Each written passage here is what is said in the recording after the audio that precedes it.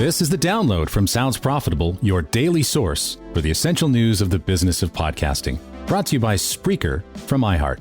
I'm Tom Webster. Here's what you need to know for today, Thursday, October 12th. First, a joint statement on the continued integrity of the download metric. A collaborative effort by the podcast industry has led to Apple Podcasts taking recommendations and updating the behavior of automatic downloads. As of September 18th, with the release of iOS 17, podcast publishers may begin to see variations in statistics from Apple Podcasts, especially for older back catalog episodes. Factors like the show's catalog size, listener habits, listenership in Apple Podcasts, and iOS 17's adoption rate will influence the rate and extent of the changes. As the industry and advertisers collaborate to adapt to these changes, we will continue working towards ensuring the ongoing integrity of the download as a metric. Also from Spreaker, keep calm and detect outliers. Spreaker explains their process in detecting outliers from the beginning, from explaining what a statistical outlier is to the particular seasonal trend algorithm they chose for detecting outliers. Currently, the algorithm works to detect outliers across four main metrics of listens, ad impressions, ad requests, and ad revenues, all of which is overseen by daily human check-ins on the algorithm's dashboard to validate its work and deal with edge cases. From Semaphore, the bots have come for podcasts.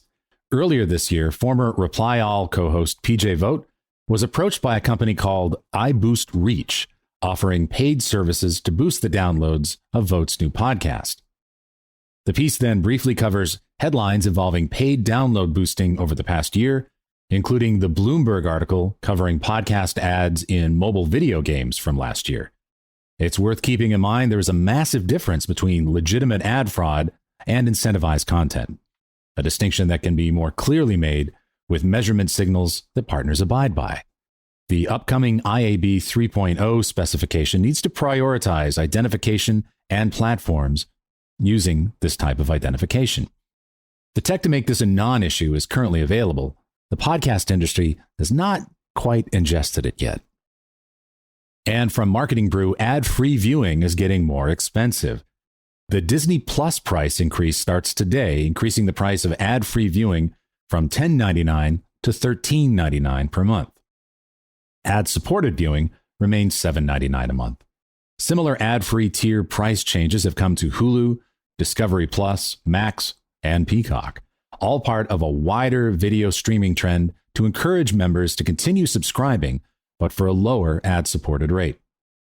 Podcasting as a medium is built on the idea of free ad-supported content with ad-free premium content available. As the main sources of side content for popular IP become more expensive, there could be a bump in audiences coming over to fiction podcasting companies like Realm or Qcode for continuations of their favorite licensed characters. As for the rest of the news, the IAB has released a podcasting buyer-seller checklist.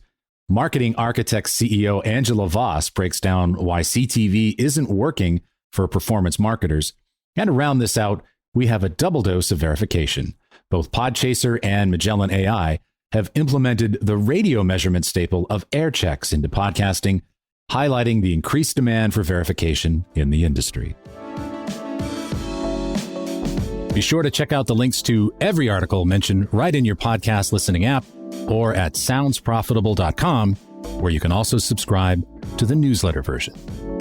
The Download is written and produced by Brian Barletta, Gavin Gaddis, and me. This episode is hosted on Art19. For Sounds Profitable, I'm Tom Webster.